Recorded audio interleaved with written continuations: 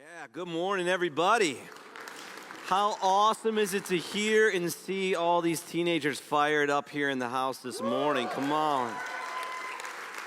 Hey, before you dip out to Sunday school class, teenagers, pause right where you're at. Pause. Because when God takes a young person's yes, when God takes your yes and you put that on the table with Him, He's going to shape your life in a way that no one can predict, no one can plan, and nobody can deny.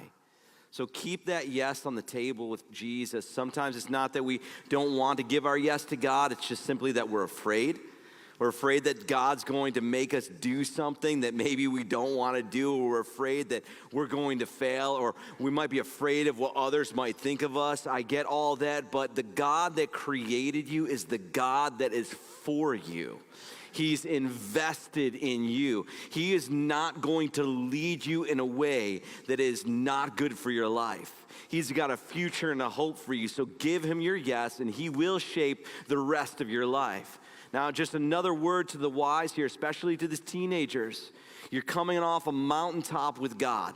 But guess what? You're coming back down to the camp, to everyday life, to the drama of life, to school, to difficult situations, maybe in your home.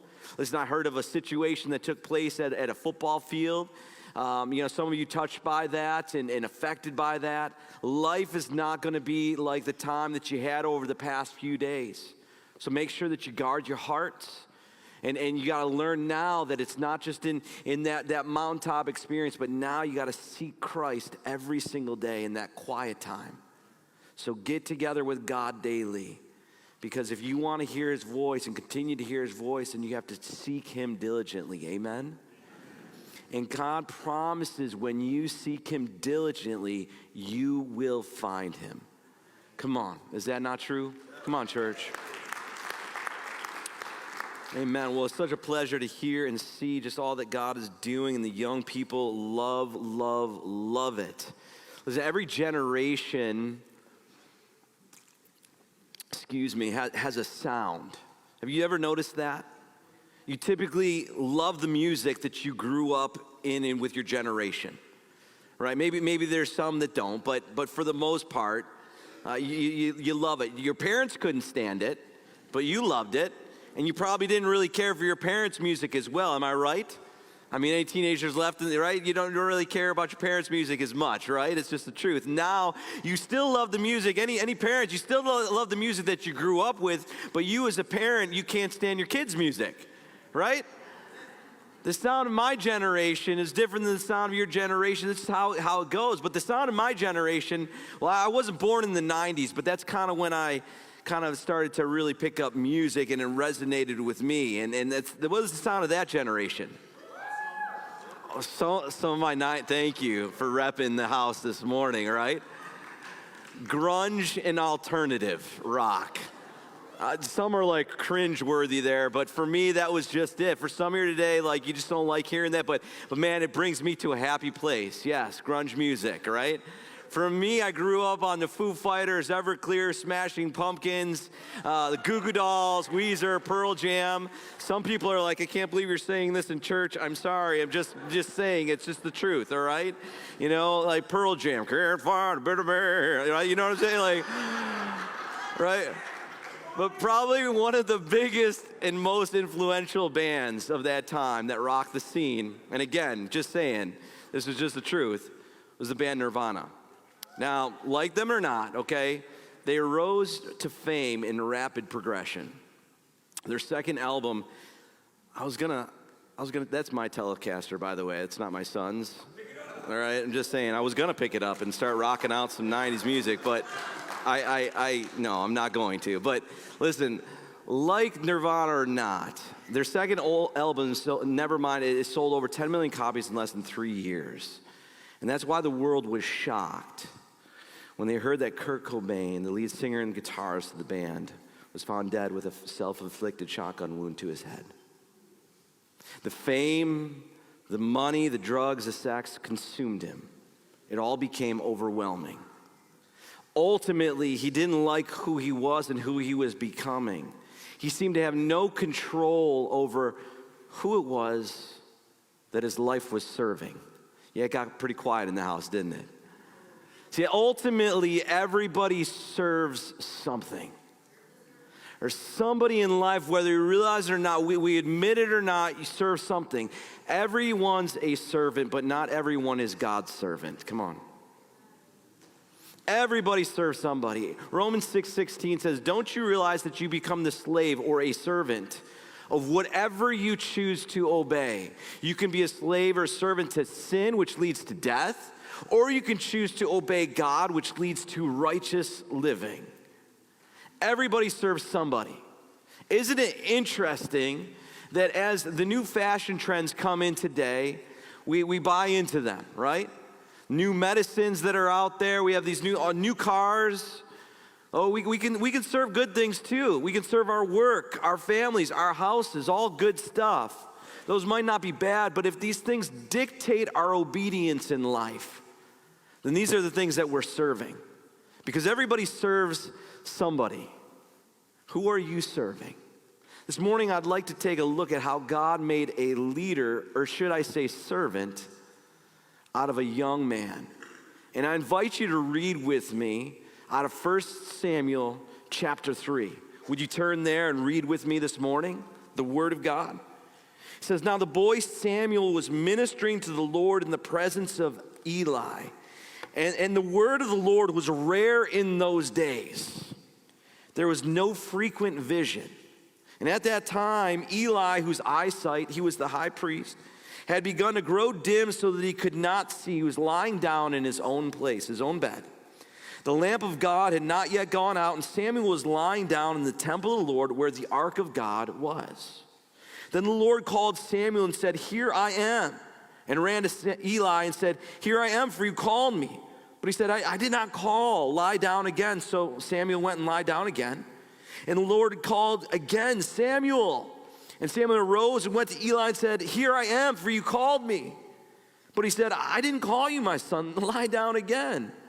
Now Samuel did not yet know the Lord, and the word of the Lord had not yet been revealed to him. Just let me pause there just for a quick moment, because here's the deal, and parents, listen. We can raise our children in the church, and that's an awesome thing. Samuel was raised in the church type, if you will. And he learned the things of God. He ministered unto the Lord. He did different things. He served God's house. That's an awesome thing. We should commit to that in our families and teaching our kids in the way they should go. Because it's more than just a conference. It's more about just getting passionate. We also have to form Christ in our lives to be disciples of him. Amen? But with that being said, it's one thing to raise them in the house, but it's a whole different thing when your kid begins to hear from God. Whole different thing. And my friends, that's what our prayer is. Not that kids just come to church or come to youth group, but they start to hear the voice of God in their lives. Can I get an amen, somebody? Because when our young ones start to hear God's voice, guess what? God uses them to bring revival to the land. Because that's what he did with Samuel. Come on. I love this story. In verse 8, the Lord called Samuel again the third time. And he rose and went to Eli and said, here I am, for you called me. And Eli perceived something different this time. He perceived that the Lord was calling the boy. Therefore Eli said to Samuel, go lie down, and if he calls you, you shall say, speak, Lord, for your servant hears. So Samuel went and lay down in his place. And the Lord came and stood, calling at other times, Samuel, Samuel. And Samuel said, speak, for your servant is listening. And the Lord said to Samuel, behold, I'm about to do a thing in Israel in which the two ears of everyone who hears it will tingle. Wow. According to Jewish history, specifically Josephus, who was a historian, Samuel was 12 years old when God called him. 12 years old. Listen, there are loads of spiritual connotations in this passage that we just read. It says the word of the Lord was rare, but God was starting to speak. It said that the light in the temple did not yet go out yet, but it was dark in the land. You see, there was a spiritual decay that was going on in the nation of Israel in this time. But God calls Samuel 3 times. This boy runs to Eli, whom he was serving. He says, "Here I am." But it wasn't until the 3rd time that Eli gives Samuel boy some great advice. So Eli perceived it was God speaking to Sam, and so he instructed him as what he needed to do. And this is just a little side note. You want to hear God's voice. You want to start to teach your ear to hear the voice of God in your life. Eli gives Samuel some really good advice here. First off, he says, go lie down again. Now, that's not meaning go take a nap, all right? Although that sounds nice, all right? But in other words, what Eli is saying to Samuel, go get into a place where you make yourself available to God. Go to a quiet place. Because guess what? There are so much distraction. So much distraction. I mean, I'll pray for about 1.5 minutes, and that's about as far as I get before my mind's going bing, bing, bing, bing, bing, here, there, and everywhere, right? It takes a lot of discipline to continue to pray and continue to seek and continue to ask of God, continue to meet with God in that place. Go make yourself available. And if God speaks, if he calls your name again, don't come back to me, Eli's saying. No. Instead, say, speak, Lord, for your servant is listening. Humble yourself and identify yourself as a servant, because when you make yourself a servant, God makes himself available. Humble yourself and identify yourself as a servant. Ever wonder why God might not be speaking to you in your life? Anybody ever wonder that before? Yeah. Maybe it's because you expect to be served by God rather than you being the one that serves him. Maybe it's because we get it backwards. I know that I have, and you can put me right there. Maybe it's because you put a demand on God to speak, but God doesn't want to tell you what you want to hear.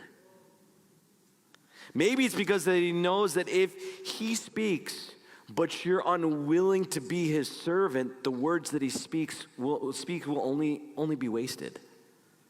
Because you're not going to actually listen to what God is speaking to you. Over the next few weeks, we're going to discuss the identity of Jesus Christ. In a world that's completely confused about who we are, Christ quietly demonstrates just who it is, he is, and who he also calls us to be. He calls us to embrace him in who he is as a servant first, and then as our king. Because that's how he came to this world, to serve. And it's that order that he wants us to know him. He came to serve you, absolutely, and he came to serve me, thank God. And he calls us to embrace his identity in our lives. So serving is not just something that you do, it's somebody who you are. Have you ever gone to a restaurant before with expectations? Come on. You have some expectations when you go to a restaurant, don't you? Like, you got expectations. The food is going to be good, right? Who wants to go to a restaurant, the food's not good? Come on, nobody, right? You have expectations that you're going to order food and it's going to be brought out in the right amount of time, right? Like, what is the right amount of time, by the way? Anybody know? Guess it depends on what you order, but I don't know, is it 15 minutes? 20 minutes? Is a half hour too long to wait for your food? Yes? Okay. Half hour. All right, so we're going to do this poll here, and we're going to send it to all of the restaurants in town and let them know. All right, no, just kidding. But you ever go to a restaurant and you're waiting for your food, you start wondering, did they forget about me? right? And then you see your server and they bring out one of those little tables. They flip out and they put this big old tray of food down. It's like, oh, finally, right? And then you watch them give it all to the people in the booth across from you. Oh, yeah. You think to yourself, wait a second. I was here before them, right? Come on, this is not okay. Where's my food, right? You try to make eye contact with the server, but she walks by like the sky is blue and the sun is out, but the atmosphere in your booth is not like that. You know what I'm saying? Right? Ever had that experience before? Listen, I've gone to many, listen, also, let me say it this way too. There's so many awesome restaurants and awesome servers. I've had way more better experiences that I've not. Come on, yeah, right? Come on. So that's the truth, okay? But sometimes, you go and you have these expectations. Like they kind of look over you, or maybe they don't make eye contact with you, or maybe they just got an attitude that day, right? They don't really want to be there in that moment, and you're not sure you want to either. But they hurriedly get through asking all the typical questions. You have to prompt them to kind of share the specials, right? So you're kind of asking how their day is rather than them asking you how your day is, right? And all that kind of stuff. And you're waving them down to get the refill and all that. If I wanted to do their job, I would have stayed home and just done that myself, right? But I digress, right? But listen. I'm not picking on servers, because they're awesome.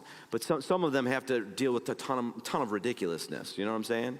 Like from people like me. No, I'm not bad. I really try to love all my servers because they do an awesome job. But it's true. Like they can deal with ridiculousness. And again, I've got way more better servers than I have not. But when you go to a restaurant, the point I'm trying to make is, I've taken a long time to get here. You have expectations. My goodness. Right? You're paying for more than you could be doing, right? You're paying for the experience. You're paying for somebody else to serve you the food, right? Do you ever think God has expectations, though, of us when he comes over and knocks on the door of our hearts and we let him in? Do we serve him, or do we expect that he's going to come in our home and he's going to serve us? Do you ever have any expectations of God to serve you rather than stepping back and realizing he's God and maybe I'm supposed to be a servant of his? And if that's the case, how are we doing at that? We're going to unpack God's example of servanthood and what it means for our lives in this series called Serves You Right. Because serving is right in the eyes of God, and he exemplified what that looks like by serving us on the cross. The greatest place where humanity was served is the cross of Jesus Christ. And I don't know about you, but I know for me, I am eternally grateful for Jesus being the greatest servant in my life. He's cleaned me up. He has redeemed my life. He has healed my brokenness. He has forgiven my sin. He has given me a future. He served me. But every servant of God, even Jesus, every servant of God goes through a process. He goes through a process.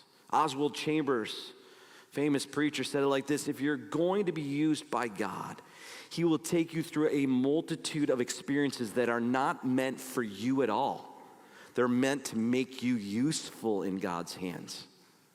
See, if you're not willing to be a servant and listen to him, then you're really unwilling to be shaped by him in your life. And most likely it's you that want to shape God instead of him shaping you. You want to shape his thoughts for your thoughts. You want to shape your ways, and you want to push him on his ways in that way, right? Looking at Samuel, there are 3 qualities God is looking for in a person that he can use. The first quality is eagerness. 3 times Samuel ran to Eli, 3 times. And the first one, it showed his eagerness. He was ready. He heard Eli, or so he thought. Instead of waiting around a little bit longer, tucked into his nice, cozy flannel sheets, because who wants to get out of bed at night like that, right? You don't want that, right? Samuel sprung to his feet and ran to assist him, didn't he? He was eager. Eli was getting old, and he was almost fully blind at this point. So you can imagine that Samuel wanted to be ready, not knowing if Eli might need something in the middle of the night. He was ready. He was eager. Eli said, I didn't call you, son. But he heard the name a second time. Second time. And he gets up, same response. He runs to Eli. He says, here I am. Son, I didn't call you. Go back to bed. That second quality wasn't just eager now. He was being faithful. Faithful to the job that was at hand. He was being faithful to who he was called to serve. Being faithful. It wasn't one and done for him. He was faithful to God's call. He was faithful in trying to figure out who it was that was speaking to him. He kept doing it, and that's what faithfulness is. You go back a second time. Come on. Luke 16:10, Jesus says, one who is faithful in the very little is also faithful in the much. And one who is dishonest in a very little is also dishonest in much. Sure, it was no big deal to get up, to go and check on Eli, but he did. He was faithful to what he was called to do. The last one, when he was called again, not only was he eager, not only was he faithful, but that third time, he demonstrated willingness. He was willing. Samuel was willing to accept the fact that he was being called by somebody. He didn't know exactly what it was going on, but then he was also willing to accept instruction from Eli. He was teachable. And so he went back, he did as his superior said, and he listened for the voice of God. He was willing. Jesus reminds us of our willingness or the lack thereof when he spoke with his disciples. Matthew 26:41, watch and pray that you may not enter into temptation. The spirit indeed is willing, but the flesh is weak. Man, sometimes our spirit is willing. I'll do this for you, God. I'll do that for you, God. Yes, I want to do this. But our flesh isn't necessarily on board with our spirit. Ain't that right, folks? But God is calling us to be willing vessels. He isn't going to make you do anything or force you to do anything. That's not God's nature at all. Because after all, he's a servant too. Paul understood that. He wrote to a friend regarding a person that was in his care. And in Philemon 1:14 it says, but I prefer to do nothing without your consent in order that your goodness might not be by compulsion, but of your own accord. He wasn't trying to take his spiritual authority and place it on Philemon and say, you must do this. No, he was encouraging him to do what was good and what was right, but not under compulsion. God's looking for a generation who's eager, faithful, and willing to be a servant. Now, I'm not sure what era you come from, whether it's the comic book era or Batman and Robin, the TV show, right, with Adam West, or when Michael Keaton played Batman, or The Dark Knight Rises, you know, with Christian Bale, or Ben Affleck as the latest Caped Crusader in the DC world, right? No matter who your Batman is, one thing remains true. Whenever there's a Batman, there's always an Alfred, his faithful butler, right? Bruce Wayne's loyal butler who acts as a friend, a father figure sometimes, and whatever else Batman needs him to be, right? Alfred's the guy back at Wayne Manor who takes care of everything for Batman, doesn't he? He's doing it. The house, Batman's suits.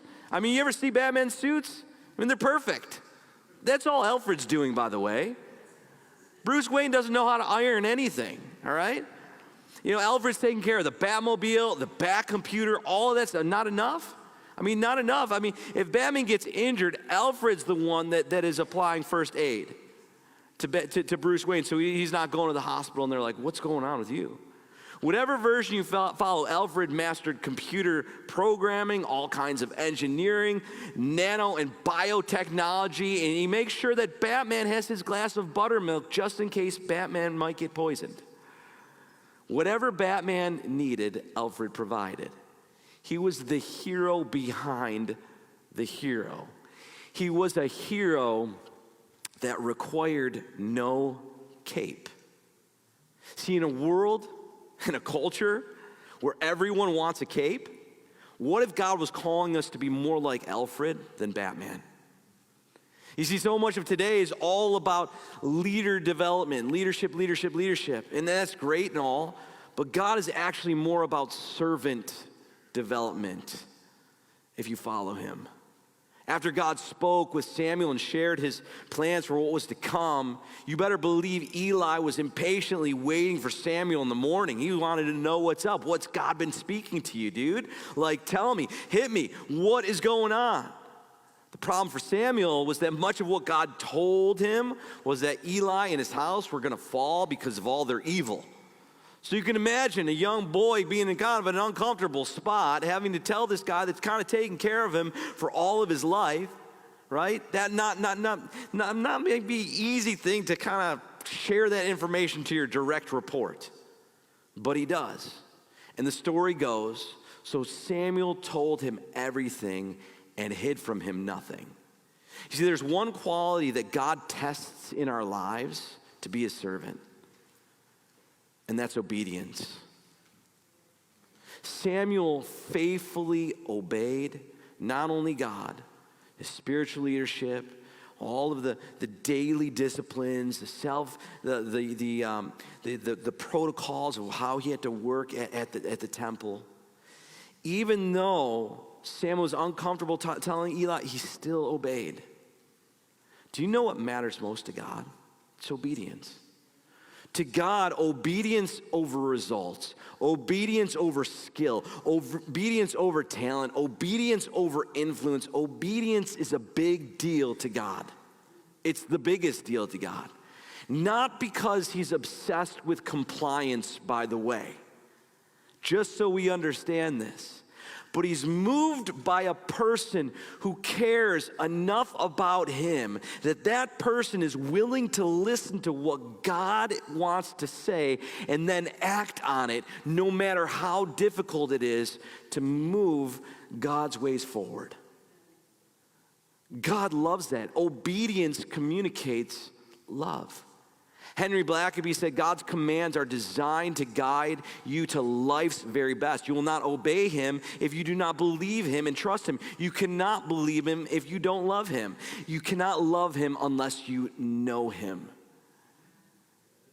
God was teaching Samuel what it meant to know him. That's his desire for you. It's not just to make you a servant. You become a servant because God's a servant. And when you start to know God, you become more like him. God's call to you and to me to be a servant is no different a call than Samuel. Sure, we all have different assignments. Don't get confused about yours. Don't try to take somebody else's assignment. Don't compare your assignment to somebody else. But God's process is not different. Assignments are different. God's process isn't. He shapes us into vessels he can use to do things that are eternal. There's an interesting parable that Jesus teaches in Luke 17. And it's not really a very popular one, by the way. We just don't give it a lot of credit. We don't really talk about this one all that much. But I want to read it here, and just so we understand, the disciples or the apostles, they're kind of getting some teaching from Jesus in this moment that kind of just, it's Jesus. He does what he does. Everything that he does is just like countercultural. All of his teaching is pretty radical comparatively to what they're hearing out there. Okay? And so that's kind of the scene that we enter in. And so the apostles, after hearing these things of Jesus, they're like, well Lord, increase our faith. That's what we need. We need more faith to believe these things. And the Lord said, well, if you had faith like a grain of a mustard seed, you could say to this mulberry tree, be uprooted and planted in the sea, and it would obey you. Wow. Now that sounds like some power. If you got some faith, you got some power to do some crazy cool things, don't you? According to Jesus. We'll get back to that. Verse 7. Will any of you, Jesus says, who has a servant plowing or keeping sheep, say to him when he's come in from the field, come at once and recline at the table? Will ye not rather say, prepare supper for me and dress properly and serve me while I eat and drink, and afterward you will eat and drink? Does he thank the servant because he did what was commanded? So you also, when you have done all that you were commanded, say, we are unworthy servants. We have only done what was our duty. Now, again, for context, the apostles, they were trying to figure out this whole idea of forgiveness and other things that Jesus was talking about. And so they didn't believe that they understood well enough. They didn't believe they had enough faith, okay? And so, amongst other things, they were kind of trying to figure out Jesus in this moment. And Jesus is kind of dropping something else off at the door. Because his teaching, so they ask him for more faith, right? We covered that. They ask him for more faith. And because they believe that more faith will increase more power, right? They believe that that's going to be their answer. That if they just have more faith, they can do more for God. You know, that's kind of a common expression in our lives. See, it's as if they were looking for the secret ingredient to be able to do what Jesus was instructing them to do. Now, don't get me wrong. We need more faith, and we need to rely on the power of God to walk victoriously in this Christian life. Amen. Amen? However, God doesn't supply that power first, like a secret ingredient that will supersede our abilities to follow his instructions. He gives us those after. He supplies those after we learn the heart of obedience and walk in our identity as a servant. Now let me just kind of unpack this a little bit further. You see, I think a lot of times we want God's immediate, powerful, awesome, amazing answer right now. And Jesus is saying, I've already spoken to you. I'm asking you to obey what I've already told you to do. But we miss it. Honestly, this parable here is a bit obnoxious to our 21st century framework. It has a tendency to bother my modern day freedoms. It's a story about power and position. A story where it seems that the master exploits the servant for his own gain. It's a parable that Jesus is asking about gratitude. Jesus is asking if the servant should be thanked for all of his hard work. And really, the answer that comes down to it is no. The servant does what the master tells him. But I don't like that. That doesn't sit well with me. I don't like that kind of story that Jesus is saying. It's like, Jesus, no, like, you should be thankful. Tell him to pull up a seat right next to you, right? Like, that's what I want. That's not what Jesus said, because that's not the point of this story. Jesus is all about justice, by the way. That's not the point of this parable. You can't crisscross things, take things out of context. See, the apostles, they wanted to be power people. And that's why Jesus told them this story. He wasn't saying that power is not accessible, but Jesus is teaching that faith with power can uproot a mulberry tree and be thrown into a sea. Any of that kind of power, I guess that's great, but that can be abused if it's not in the hands of God's servant. He's teaching that this kind of faith and power can only be wielded correctly when we take the disposition of a servant. And the apostles were having a really tough time getting this lesson down. Jesus teaches us what's against our own human nature. He first goes after the me first tendency that we so often live by, and that's what the apostles were displaying. Me first, God. I need to have this faith. I need to have the power. If you track with their lives at all, they're constantly looking for it. He remarks that after a servant plows a field, he comes inside the house, and the master expects that he's going to serve him dinner, right? Rather than the master telling him to come and sit down right next to him. Many of us today, we don't like that. We believe we have the right to have the best from everybody, everywhere, every time around us, right? That's just kind of our idea. But here's the thing. Obedience is more important than our rights, according to Jesus. James Bradford wrote, "Rights are addicting. My right to be appreciated, to be treated like I should be, to be paid what I'm worth, to have the last word, and so forth. But these rights mitigate the mindset of a servant," he writes. All of us have probably been hurt by abusive spiritual leaders who've taken advantage of us, or any other leaders. But Jesus is not talking about abusive leadership. Here, he is simply focusing on how a servant thinks. A servant realizes his or her obedience is more important than his or her entitlement. Wow. This is the life that Jesus calls us to. To do what he calls us to do just because. Just to do it. You know, I was reading a story. We'll just pause right there, Jonathan. I was reading a story about an unsung hero in the Battle of the Bulge. Battle of the Bulge, 1944. Kind of in the forests of Belgium. Germany had about 200,000 troops that they were coming in, and the Allied forces, they were not prepared and they were ill-equipped. And so they were coming in and they were making gains. And so they were trying to move different forces up, and they had all the wrong people. They didn't have people trained and all that kind of stuff. And there was a 19-year-old kid. His name was Albert Darago. He's the unsung hero of the war, just one of them. Because the superiors just simply asked, hey, we need somebody that can fire a bazooka. We got to take out some of these tanks, these German tanks. And he raised his hands and said, well, I'll do it. They're like, do you know how? He's like, no. It's like, that's okay. We just need somebody to go do it. We'll set it all up for you. You just need to go sneak down and try to fire at these German tanks. And so he did just that. And under heavy military fire, he would get down this hill. And the first time he saw there was 4 German tanks. And he aimed and he fired and he hit it. He was 1 for 1. Hit a tank, took it out.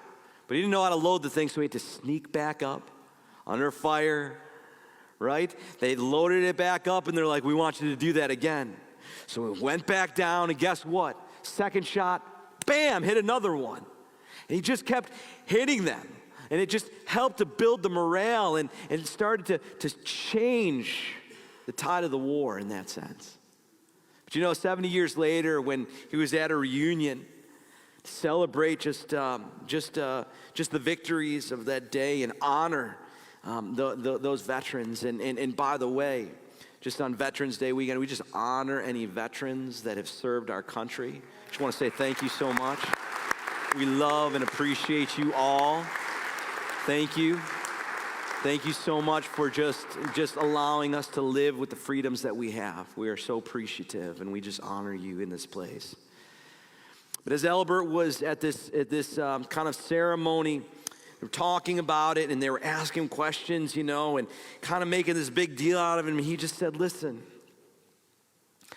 I was just doing my duty. They asked, and I said yes. What if that was our response to God? When he just asked, and we said yes. Here I am, God. Here I am.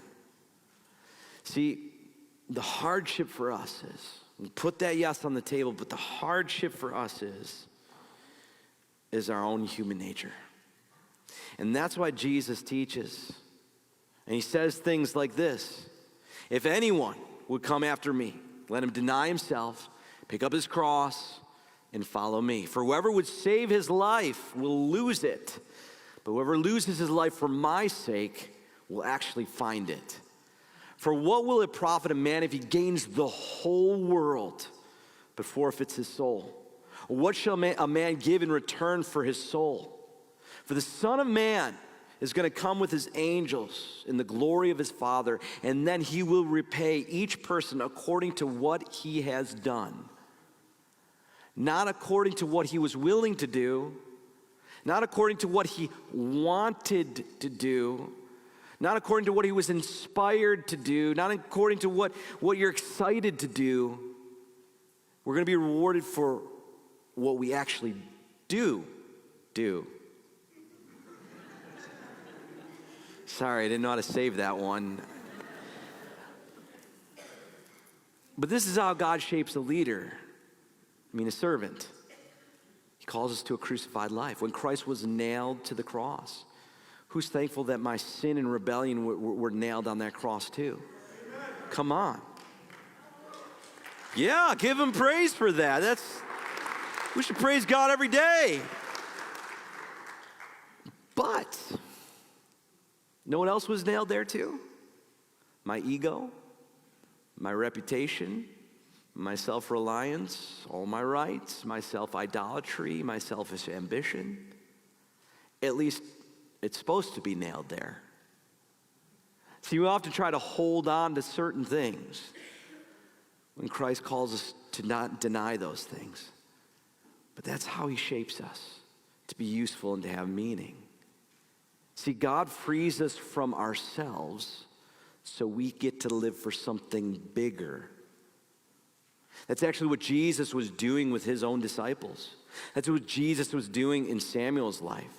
Look at any other leader, servant in the scriptures. Moses, Paul, Esther, Joseph, all of them went through God's process of being shaped so that they could serve their generation. And let me pause here for a moment. Whether you're happy about the results of the election or you're not, guess what? God has called us to serve this generation no matter who is in office, no matter what is going on in the government. You and I are servants of the Most High God. We're called to be servants to this world around us. Everybody serves something, but not everybody serves God. If we're to be God's servants in this generation, God wants a servant heart invested in us in this way, not the way of this world. The world's way of serving is self-serving, but God's kingdom way is different. In God's kingdom, servanthood frees me from power trips. Because in life, sometimes we all have some power trips, don't we? We might get some conflict with somebody else and we gotta win, don't we? Right? Or like when James and John, the two brothers, went to Jesus and said, hey, can we sit at your right and left hand of the throne? Like one day, would that be cool, Jesus? Call me, right? They wanted power. They wanted prestige. They wanted to be the guy next to Jesus because everybody's looking at Jesus, so everybody's gonna see them too. Who was the guy who was all powerful? It was Jesus. And so if we sit next to him, guess what? We're in that mix too. Listen, when all the other disciples heard about it, they were so disgruntled, they were so just indignant. Why? Because they asked that? No, it's because they asked him first. You see, in their hearts, they would have asked the same thing. Because that's what they were struggling with.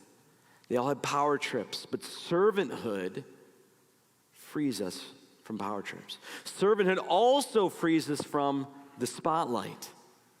In Matthew 6, Jesus says, he warns us, do not practice your righteousness in front of people so that you're seen by others.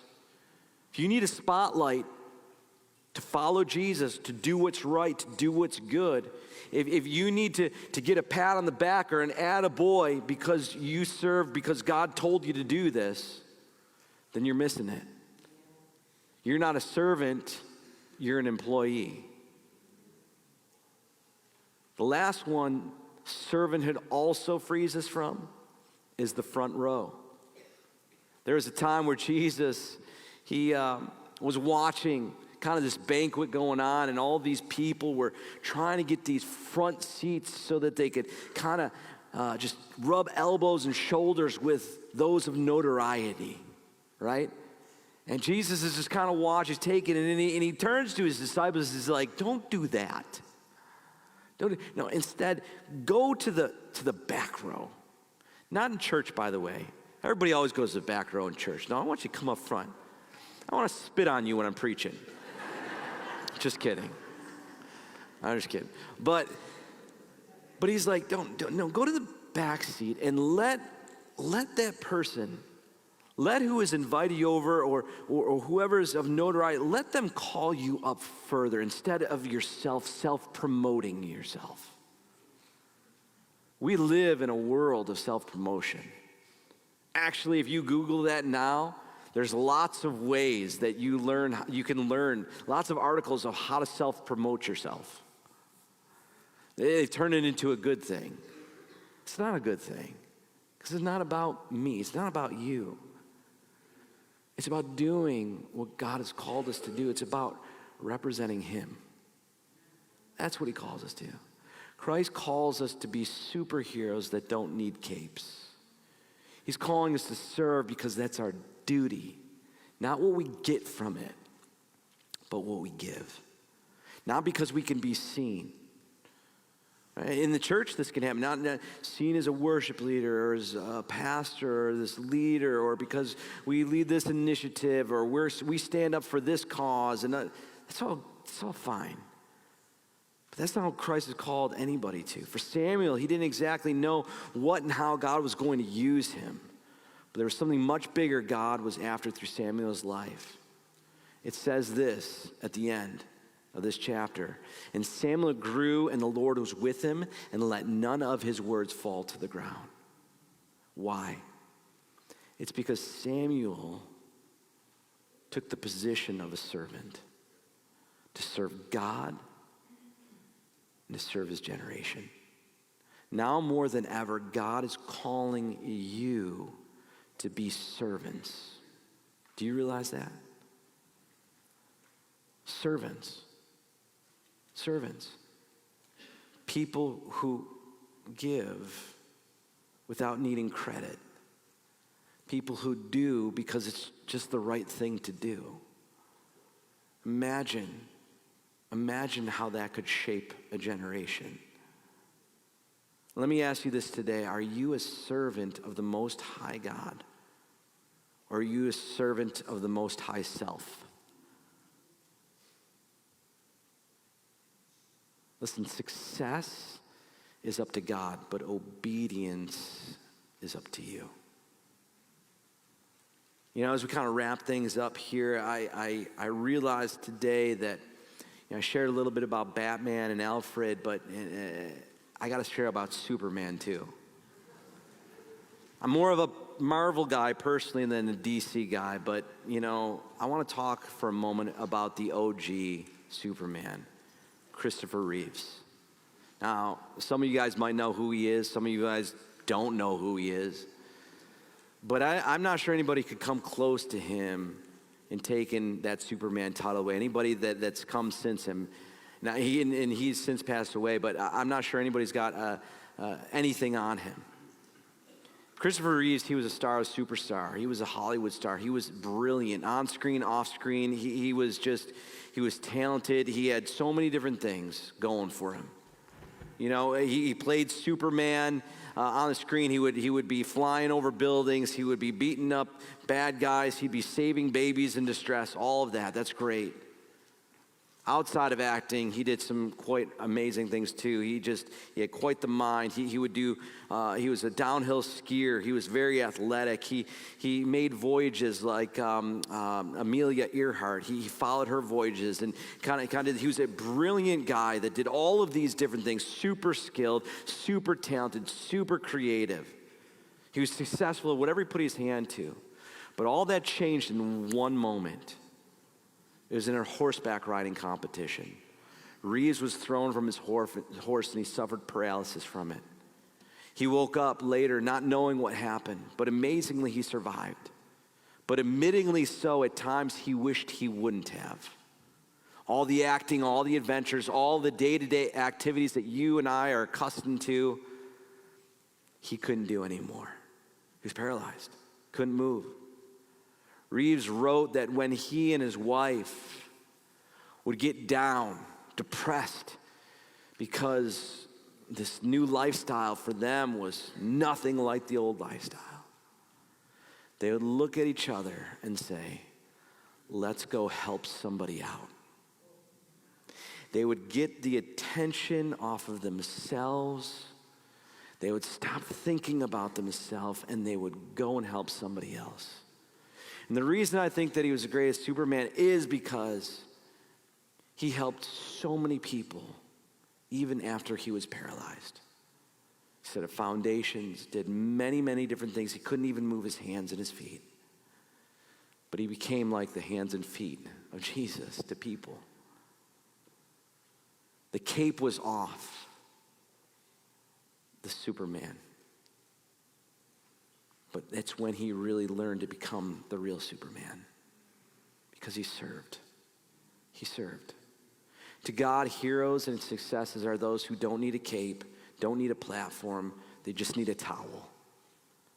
Heroes are those who are eager, faithful, willing to do their duty, to be obedient. To God, heroes are those who are willing not just to serve, but are willing to say, I am a servant. Because that's who he is. Heroes are those who love God by listening and obeying. John 14:15 says, if you love me, you'll keep my commandments. If you love God, you just do what he says. Do I need recognition for serving God? How about appreciation? How about likes or compliments? Do I need a position or a title? Or will I serve because I am a servant? And that's who God is shaping me to be. Samuel served his generation, brought revival to his country. Not because of great skills or amazing talents. By the way, we don't hear of any of those. He simply listened to the voice of God and obeyed. Wow. Not because of powerful abilities. Not at all. It was simply because he was willing to respond to God by saying, speak, Lord, for your servant is listening. When you think of yourself, does that description define you? Does that pop up in your mind that you are a servant? Do you believe that about yourself? Can you say that you're God's servant? Because he's calling you to be that.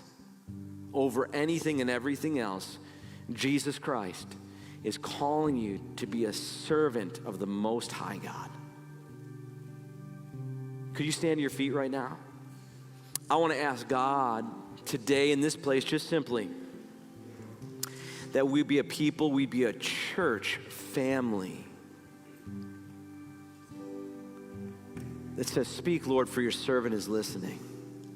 We put ourselves in a place to hear God's voice, and then we're willing to do what he tells us to do.